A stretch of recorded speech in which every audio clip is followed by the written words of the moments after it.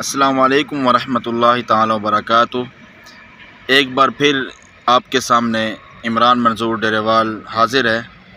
आपसे एक दो बात पहले भी मैंने अर्ज़ की थी स्टेडियम मलकान के हवाले से कि स्टेडियम के अंदर हो या बाहर एक जाए नमाज और एक सफ़ और एक नलके का इंतज़ाम हो ताकि नमाजियों के लिए सहूलत हो। पहले सर्दियों के मैच होते, गर्मियों के मैच होते थे तो लोग नमाज़ें पढ़ के, इशा की नमाज़ पढ़ के फिर मैच देखने जाते थे, लेकिन आजकल सर्दियां शुरू हो गई हैं जिसमें हमारी ज़ोहर, असर, मगरिब, इशा की नमाज़ आती है, तो इसके लिए थोड़ा सा ख्याल करें। दूसरी बात मैंने आपको ये भी कही थी कि पिछले साल कही थी, इस साल फिर मैं आपको बात कर रहा हूँ। वो बात ये है कि हमारे स्टेडियम के अंदर अब सर्दियाँ तो शुरू हो चुकी हैं, लेकिन हमारे स्टेडियम के अंदर फिर भी रात के मैच हो रहे हैं। इशा की नमाज के बाद 8 बजे 9 बजे मैच शुरू होते हैं।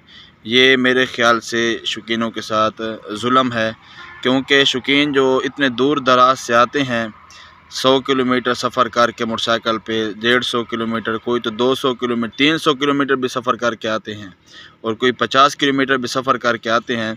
जब वो वापस जाते हैं तो उनकी हालत हमसे पूछें, क्योंकि ये तो हमें पता है ना, और जो हजरात गाड़ियों पे आते हैं उनके लिए मसला नहीं है।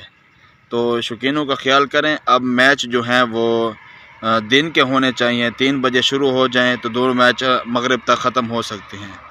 अगर आप ये चाहते हैं कि अभी इतनी ज़्यादा सर्दी शुरू नहीं हुई तो आप ऐसा करें कि एक मैच 4 बजे शुरू हो जाए और दूसरा मैच जो है वो यानी कि मगरिब के बाद फ़ौरन और इशा तक ख़त्म हो जाए, तो ये तरतीब मेरे ख़्याल से बेहतर है। तो इंशाअल्लाहुल अज़ीज़, इंशाअल्लाह अभी 4 नवंबर को, इस जुम्मे को इंशाअल्लाह घल्लू स्टेडियम बखर में मैच है, तो उसमें भी शिरकत करनी है मैंने इंशाअल्लाह।